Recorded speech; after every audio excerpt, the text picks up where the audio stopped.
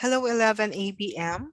So for today, we are going to continue our lesson in business ethics and social responsibility, which is the forms of business organization.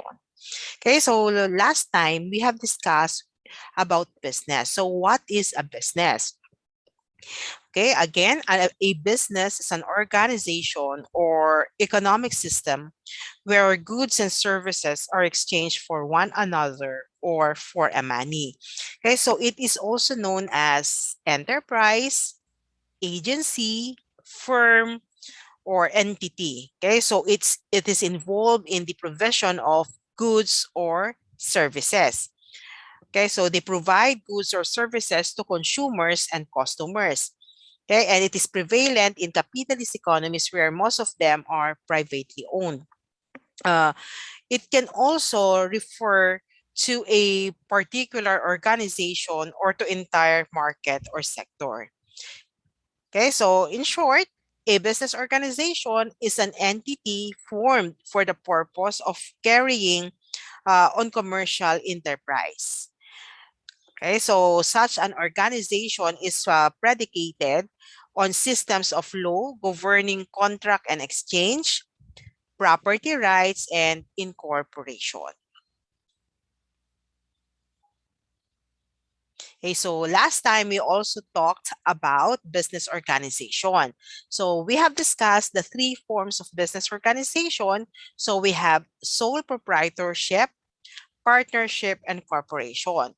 When we say sole proprietorship, this is a business owned by one person.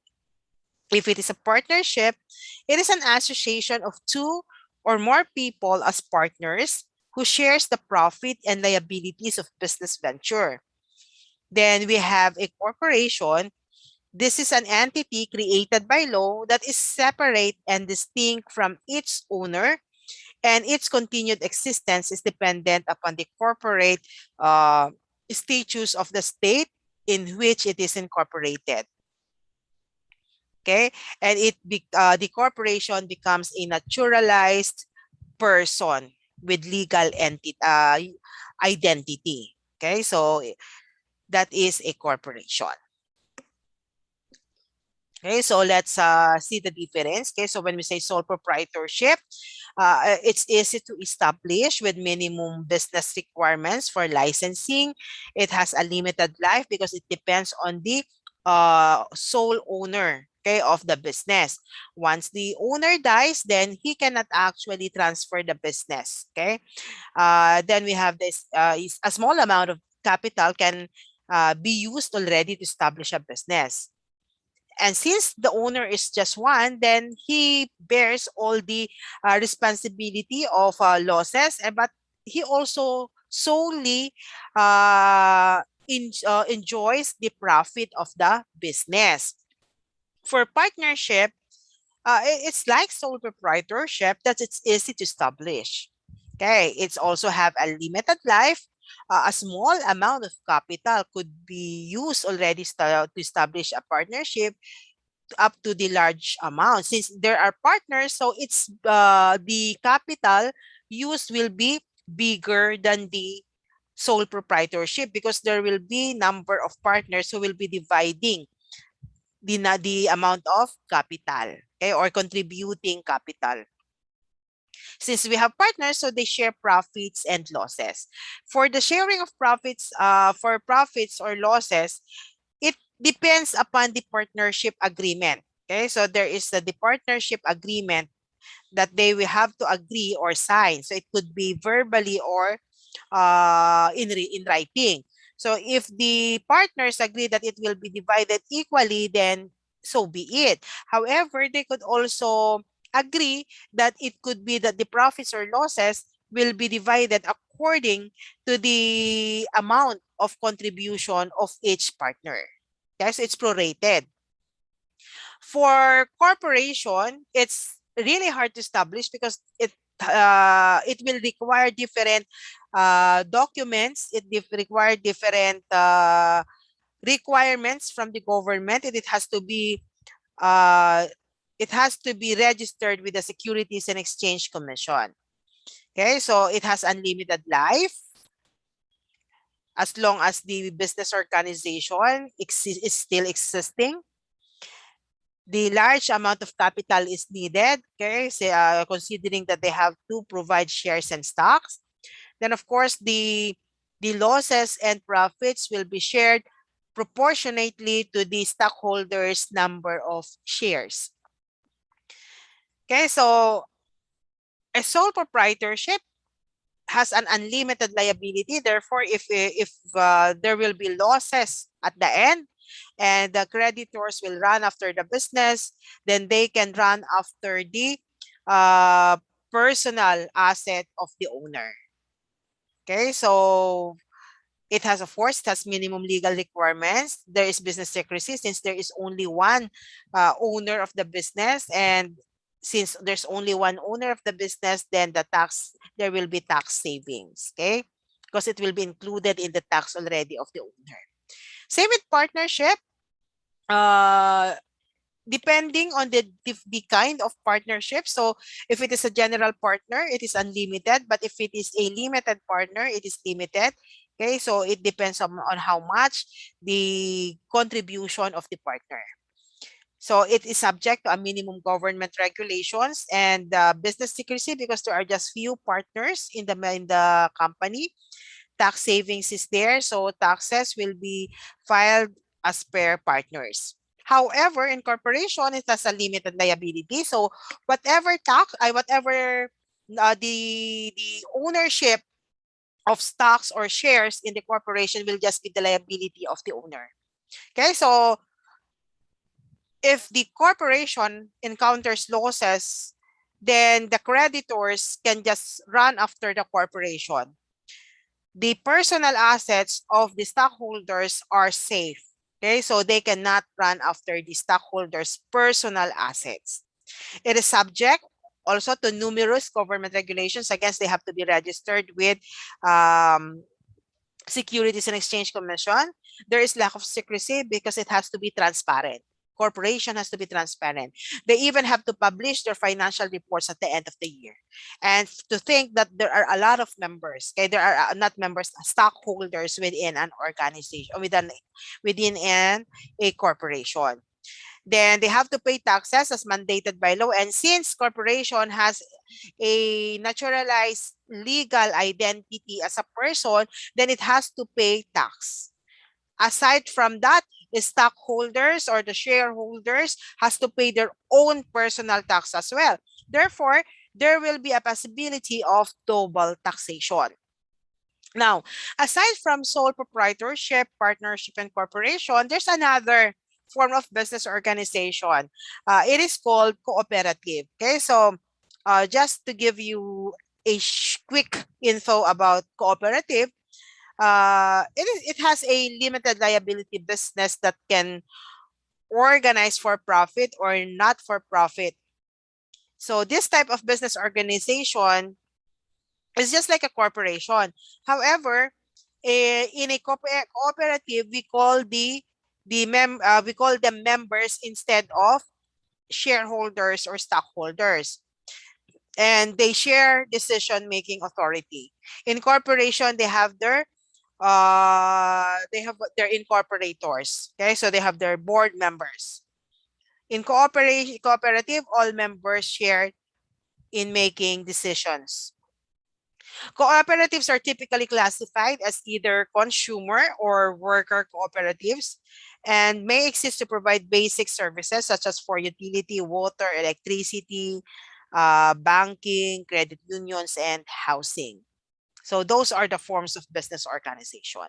Now, a business organization can also be classified as to the nature, okay, of their existence. Like for example, for service businesses, what do they offer? They offer services, so they are called service businesses. Like for example, the consultancy, okay, the the designing of houses by the architects. Okay, so those are services. Dentists, doctors, clinics. So those are service businesses. Merchandising business are those who are engaged in buy and sell. Okay, so we have a lot of shops there engaged in merchandising business. Manufacturing are in are those who are like factories, who are involved in creating, making products. Okay, so they are called manufacturing businesses. So mainly they are the factories. Hybrid businesses are those who involves all the other three basic classification of business. So either two or three of them are being used by the organization. Like for example, Jollibee, for instance. Jollibee, they are service business because they have service crews, okay, who serve the different customers. Then it's a merchandising business because they also have buy and sell. They sell products. Then manufacturing because a Jollibee has their commissary and they make their own products. Okay, so they are a hybrid company. Okay, so now we are in this current situation, the pandemic. There are those who suffers financial crisis. How do you and your family cope up with it? Okay. How can you cope up with it while trying to overcome the pandemic? Okay, so as Bruce Barton says, most successful men have not achieved their distinction by having some new talent or opportunity presented to them. They have developed the opportunity that was at hand. Again, as I've said, in a business, you don't see problem as problem. You see problem as an opportunity. Okay, so even if you are at home, you can actually organize any form of business ownership for you to cope up with the financial crisis you're encountering. Look for the opportunities brought by the pandemic. Okay, so you seize that opportunity. You will be surprised that you turned the impossible to possible. Okay, so when there is a problem, don't look at the problem. You look at what do you need in that problem. What people needs in that problem, and you have to provide and satisfy that need, and that is already the opportunity for you to put up your own business. Okay, now why establish a business? Okay, so it's an exciting question. So typically, when you ask why establish a business, the answer would likely be to make a profit. However, this is actually not the sole reason in establishing a business and should not be, because you have to understand how the business works, what purpose it has, and how it is managed. If your focus is just for making money, then you might lose track and not be able to achieve your goal.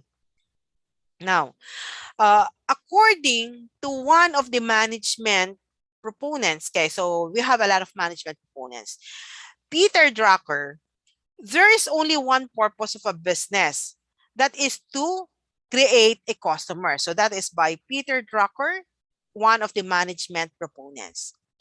Markets are created by business people.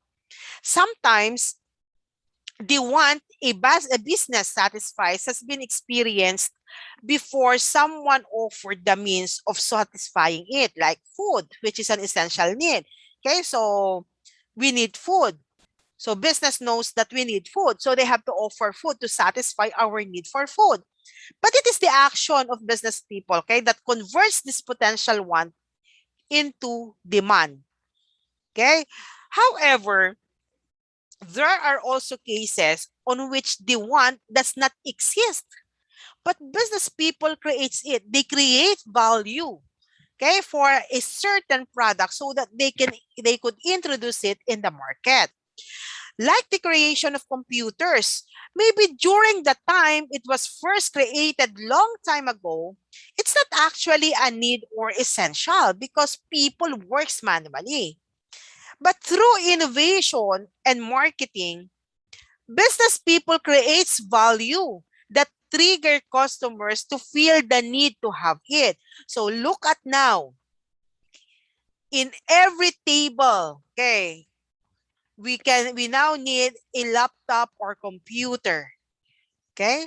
Especially now that we are in online platforms. Okay? Online mode. Okay? Online mode of working and even and especially in studying. Okay? So we already need computer. There is already the need of computer in all in households, in businesses, in offices, either government or private. Okay? So everywhere. It is already an essential. Okay? Essential for all people. Okay. This is because the main purpose of establishing a business enterprise is to create a customer. So you create a customer by creating a value, introducing to them a value. Look at this. You need this because this is good for you. So if people, okay, would be curious and try your product and experience the value that you are introducing to them or offering to them, then it will create a customer already. Okay? It will create a customer. So, what is a customer? What is a customer? A customer refers to a person who pays a business for goods and services. If person does not pay, they are not a customer. A person who access goods or services without directly paying is called user. You may call them also as a visitor, a prospect, a constituent, whatever you want. Until they pay you, they are no customer of yours. And you have not fulfilled upon your purpose as a business. Okay, so a business creates a customer. And a customer has two classification. We have consumers and customer. Customer can do resell, but consumers is the end user already. Okay?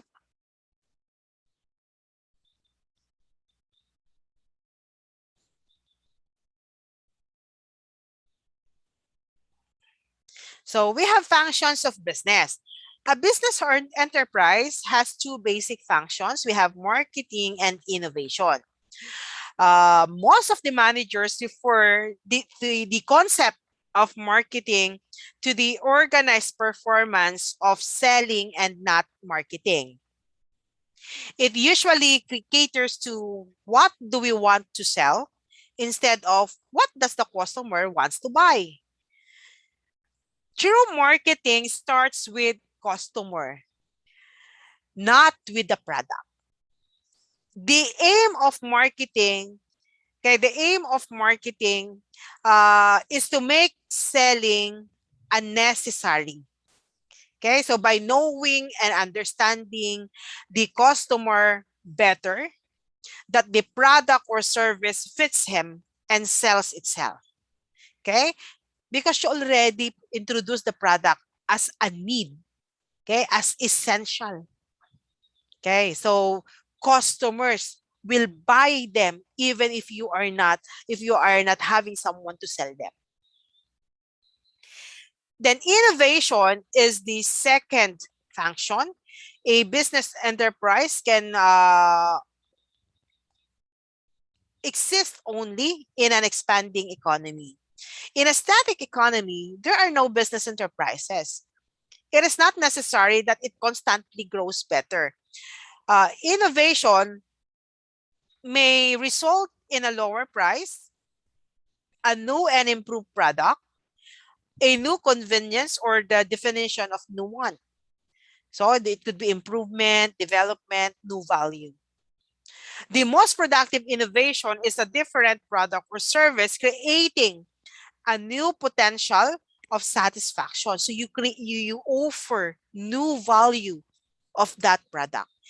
Innovation may be finding new uses for old products. Okay, you find what are the new value, what this old product can offer more to your customers. Okay, therefore, the function of marketing is to attract the prospect. Okay, you attract the prospect. Okay, you trigger the curiosity of that prospect to become a customer. Whereas an innovation is to transform the prospect, okay, is to transform the prospect. The prospect can be changed if they're not paying attention. They won't pay attention if they sense that they can't be changed. Okay, so you can transform a prospect if you can introduce to him, okay, other values that they can get from the product. Okay, so both functions in harmony, if they are in harmony, they are required to seal the deal. Okay, so both marketing and innovation, when they works in harmony together, you can actually seal the deal of satisfying your customers, of creating your customers. Okay,